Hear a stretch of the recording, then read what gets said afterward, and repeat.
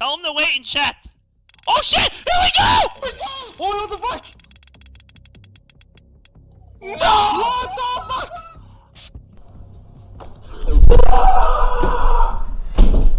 Congratulations to the winners. Oh my god! Fucking hell! वर्ल्डभरि नै अहिले online casino बेट यस्ता website प्लेटफर्महरू हजारौं नम्बरमा छन्। धेरैजसो देशमा यसलाई लिगली नै अपरेट गर्न दिएको छ भने हाम्रो नेपालमा यसलाई नेपाल गभर्नमेन्टले सञ्चालन गर्ने पर्मिसन भने दिएको छैन। अब हाम्रो नेपालमा लिगल कुराहरूमा भन्दा पनि इलिगल कुरामा इन्भल्भ हुनेहरूको संख्या एकदमै धेरै छन्। त्यसो हुँदा अनलाइन बेटिङ प्लेटफर्महरूमा इन्भल्भ नहुने त कुरा नै भएन। सो लार्ज नम्बर अफ युथहरूलाई यो प्लेटफर्ममा as a player as a agent involve भएको देख्न पाइन्छ। डिसेम्बर 2022मा सुनिल चगुथी र अजय वेलेलाई करिब 3 करोड नेपाली रुपियाँको बेटिङ ट्रान्जेक्सन गरेको आरोपमा एरेस्ट गरिन्छ। त्यही महिना 32 वर्षीय पवन कुमार शर्मा र 37 वर्षीय रुद्रप्रसाद पोखरेललाई पनि काठमाडौँबाट एरेस्ट गरिन्छ। नोभेम्बर 2022मा पनि युए र नेपाल बीचको क्रिकेट म्याचमा अनलाइन बेटिङ गरेको आरोपमा करिब 20 जनालाई एरेस्ट गरिएको थियो। त्यसैगरी जनवरी 2022मा पनि 12 जनालाई नेपाल पुलिसले एरेस्ट गरेको थियो। यस्ता एरेस्ट हुनमा धेरै नै छन् र आउँदो दिनमा पनि यो नम्बर्स बढ्दैन भन्न सकिँदैन। अब बेट गर्ने नेपाली खेलाडीहरूलाई पनि हेरौँ है त। साथीभाइ र युट्युबमा भनेकै भरमा यो प्लेटफर्महरूको बारेमा कुनै पनि रिसर्च नै मजाले नगरिकन आफ्नो समय र पैसा यसमा लगाउँछन्। 100% बोनस 130% बोनसको लोभमा केही पनि नबुझिकन बेट गर्न थाल्छन् र जब मजाले बुझ्न थाल्छन् त्यतिखेर ढिलो भइसकेको हुन्छ। कमाउनेको भन्दा पनि यहाँ हार्नेको नम्बर एकदमै ज्यादा छन्। 1000 रुपियाँ डिपोजिट गरेर सुरु गरेको यो प्लेटफर्ममा कहिले 1 देखि 80 लाख डिपोजिट गर्न पुग्यो थाहा पनि पाइँदैन। नेपालमा धेर पनि भएको छैन। भर्खर केही समय अगाडि मात्रै यस्तो प्लेटफर्महरू अलिकति हाइप क्रिएट गर्दै आएको हो, जसमा 1 लाख भन्दा बेसी युजर्सहरू यो बेटिङ प्लेटफर्म युज गर्छन्। एजेन्ट पनि 100 देखि 150 को नम्बरमा छरिएर बसेका होलान्। तर कसरी नेपालमा एक्कासी आएर यस्तो हाइप क्रिएट भयो?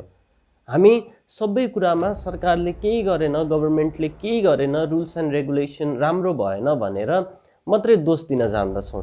तर यसमा सरकारको भन्दा पनि सबैभन्दा ठुलो गल्ती चाहिँ 5 देखि 7% सम्म कमिसन पाउँछु भन्ने लोभमा बसेका एजेन्ट छिट्टो समयमा धेरै पैसा कमाएर एकदम करियर सेटल गरौँला भन्ने सोचका नेपाली र युट्युबमा सर्टेन पैसाको लागि बिना कुनै रिसर्च र नलेज हावाको भरमा आफ्नो प्रोमो कोड तल छ युज गर्नु, यो प्लेटफर्मबाट धेरै पैसा कमाइन्छ भनेर भनिदिने युट्युबरहरूको कारण यो स्थितिसम्म आएको जस्तो मलाई चाहिँ लाग्छ। घरमै बसेर धेरै पैसा सबैभन्दा छिटो कमाउने सोचमा भएका हामीहरू यस्ता व्यक्तिको कुराहरू सुनेर यो प्लेटफर्मभित्र इन्ट्री गर्छौँ।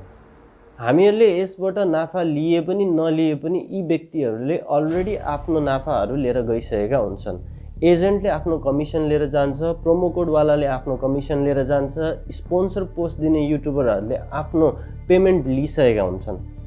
हामीहरू यो सोच्दैनौँ कि बिलियन अफ डलर खर्च गरेर एडभर्टाइज गर्ने यस्तो कम्पनीहरूले साँच्चै नै तपाईँलाई धनी बनाउनलाई र घर बसेर धेरै पैसा दिनलाई नै यो प्लेटफर्म लिएर आएको हो त?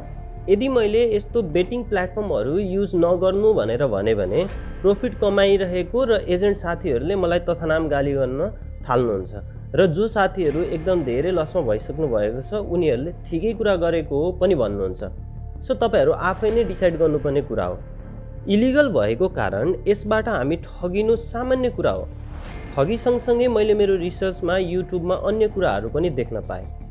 जस्तै पर्मिसन नपाएका ठाउँहरूमा बेटिङ वेबसाइटले नै बिग विन ठुलो रकम जितिसके पछाडि धेरै समय बर्बाद गरेको र यसको एडिक्सन भएको भन्दै विथड्र गर्नु अगाडि नै अकाउन्ट ब्लक गरिदिने गरेका रहेछन्। एकजनाको त हरेक महिना त्यसबाट पैसा विथड्र गरेको कारण उनीहरूले वर्किङ प्रोफेसन बनायो, इन्कम सोर्सको बाटो बनायो भन्दै अकाउन्ट ब्लकसम्म गरिदिएका रहेछन्। त्यसै गरी ठुलो रकम जितिसके पछाडि सिस्टममा इरर आएको भन्दै अकाउन्ट निलसम्म पनि गरिदिएका रहेछन्। यो सबै नेपालीहरूको अकाउन्टमा पनि नहोला भन्न सकिन्छ र? यदि यसो भएमा हामीले कम्प्लेन गर्ने कसलाई र कहाँ? यस्ता सबै कुराहरू थाहा पाइसके पछाडि म चाहिँ कसैलाई पनि यस्तो बेटिङ प्लेटफर्ममा गएर आफ्नो समय र पैसा बर्बाद गर्नु भनेर भन्दिनँ। हुन त तपाईँको आफ्नो पैसा हो, तपाईँ यसलाई जसरी युज गर्न चाहनुहुन्छ युज गर्न सक्नुहुन्छ। यदि साँच्चै नै तपाईँलाई लिगल रूपमा धेरै पैसा कमाउन चाहनुहुन्छ भने चाहिँ हो यसमा संलग्न भएका एजेन्टहरूको बारेमा तपाईँले यदि उजुरी दिनुभयो भने पछि उनीहरूलाई एरेस्ट गरिसके पछाडि उनीहरूसँग भेटिएको जति पनि पैसा हुन्छ त्यसको 30% चाहिँ तपाईँले पाउनुहुने रहेछ। सो त्यो हुँदाखेरि बरु एजेन्टहरू खोज्नुहोस् जो चाहिँ ठुलो रकमको ट्रान्जेक्सन गर्छन्, त्यसको बारेमा कम्प्लेन दिनुहोस् अनि त्यो 30%ले रमाउनुहोस्।